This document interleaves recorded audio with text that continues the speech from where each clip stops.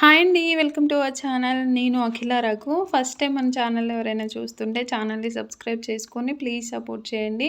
మీరు ఒక లైక్ చేస్తే వీడియో ఎక్కువ మందికి వెళ్తుంది. చూసిన వాళ్ళు తప్పకుండా ఒక లైక్ చేయండి.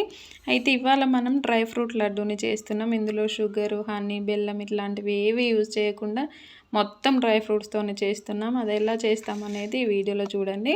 అయితే ఇందులో ఎలాంటి డ్రై ఫ్రూట్స్ తీసుకున్నా కూడా అన్నీ ఈక్వల్ క్వాంటిటీలో తీసుకోండి. నేను మాత్రం కొంచెం బాదం ఎక్కువగా తీసుకున్నాను.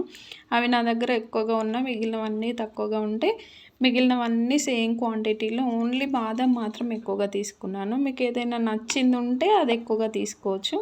అయితే వీటిని ఒక 2 రోజుల ముందు నుండే నేను కట్ చేసుకుంటూ పక్కకు పెట్టుకున్నాను అనమాట. అన్నీ ఒకేసారి చేయాలంటే వీలవ్వదు కదా, అందుకని బాదం, కాజు మాత్రమే కట్ చేసుకున్నాను. బాదంనేమో ఇలా పొడవుగా కట్ చేసుకున్నాను.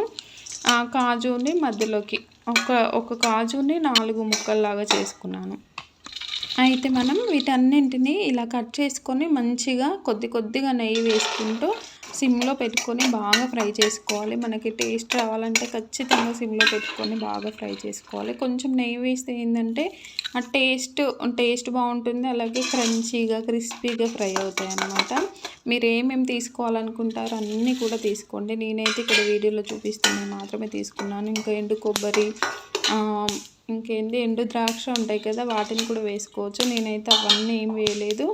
ఇక్కడ చూపిస్తున్న ఒక 5 ఐటమ్స్ అంతే వేసుకున్నాను. వీటన్నింటినీ సపరేట్గా వేయించుకోండి ఫస్ట్.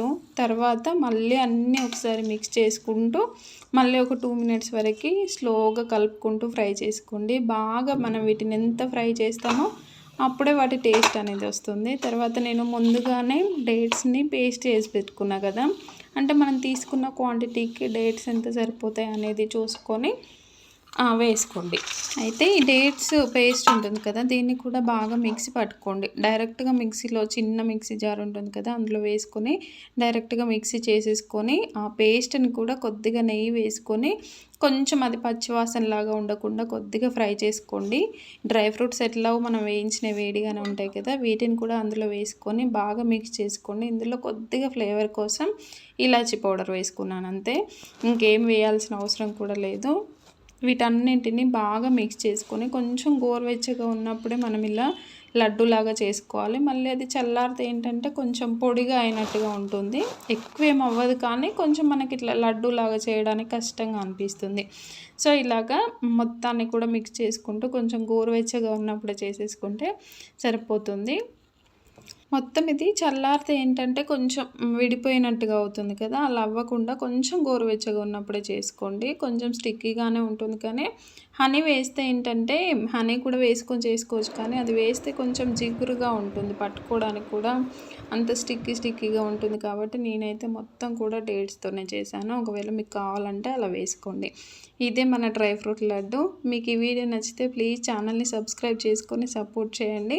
మీ అందరి సపోర్ట్ నాకు ఇలాగే ఎప్పుడు ఉండాలి. ఇంకా మీకు ఏమైనా రెసిపీస్ కావాలంటే కూడా కామెంట్ చేయండి, నేను తప్పకుండా చేసి చూపెడతాను.